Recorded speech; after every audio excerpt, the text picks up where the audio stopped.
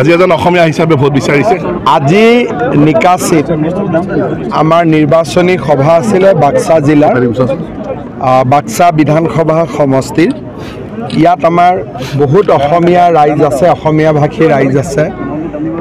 অসমীয়া ভাষী ৰাইজে এটা কথা মনত ৰাখিব লাগিব যে বড়োলেণ্ডত আমি থাকিব লাগিব বড়ো অসমীয়া নেপালী হিন্দী ভাষী বঙালী সকলো জাতি উপজাতিক লগত লৈ আমি চলিব লাগিব সেইকাৰণে পুৰণা যেটো পৰিবেশ আছিল তাক পাহৰি এটা নতুন পৰিবেশ আমি নিৰ্মাণ কৰিব লাগিব আজি মই প্ৰমোদ বড়ো আমি লগ লাগি ৰাইজৰ সমস্যাবোৰ সমাধান কৰিব পাৰিম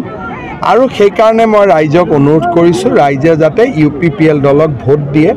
নৰেন্দ্ৰ মোদীৰ হাত শক্তিশালী কৰে মোৰ হাত শক্তিশালী কৰে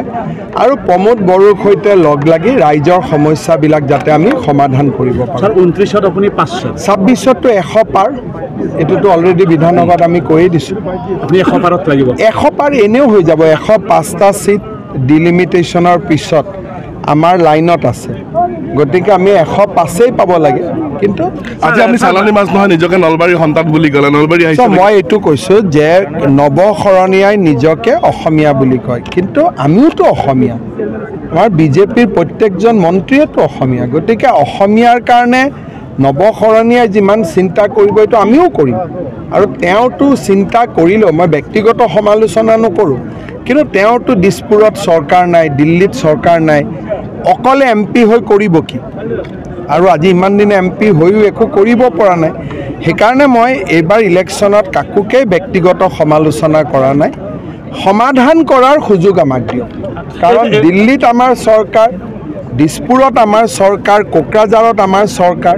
সমস্যাখিনি আমিহে সমাধান কৰিব পাৰিম এইবাৰ স্যাৰ এটা বিশেষতা যে স্যাৰ মোৰ প্ৰশ্নটো এনেকুৱা স্যাৰ আপোনালোকে কংগ্ৰেছ আপোনালোকে ধৰি লৈছে যে কোনোবাই আমাক সমৰ্থন দিছে কোনোবাই আমাক সমৰ্থন দিয়া নাই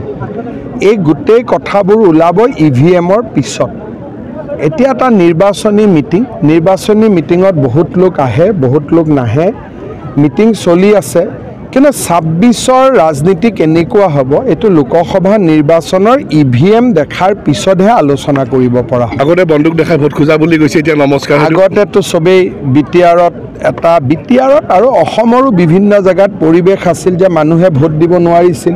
বোমা বন্দুক হত্যা হিংসাৰ বিভীষিকা আছিল এতিয়াতো সাধাৰণ হৈ গ'ল যেনেকে ভাৰতৰ আন ৰাজ্যত ভোট হয় অসমতো হয় হাতজোৰ কৰি ভোটাৰক ভোট খোজো আমি ভোটাৰে ভোট দিয়ে এই পৰিবেশৰ যে পৰিৱৰ্তন ট্ৰিগাৰৰ পৰা নমস্কাৰলৈ এইটো কোনে আনিলে নৰেন্দ্ৰ মোদী আনিলে আৰু সেই কাৰণে মোদীজীক আমি সকলোৱে সমৰ্থন কৰোঁ কোনো ৰাজনৈতিক দল নিষেধ হওক নহওক সেইবিলাক মই আলোচনা নকৰোঁ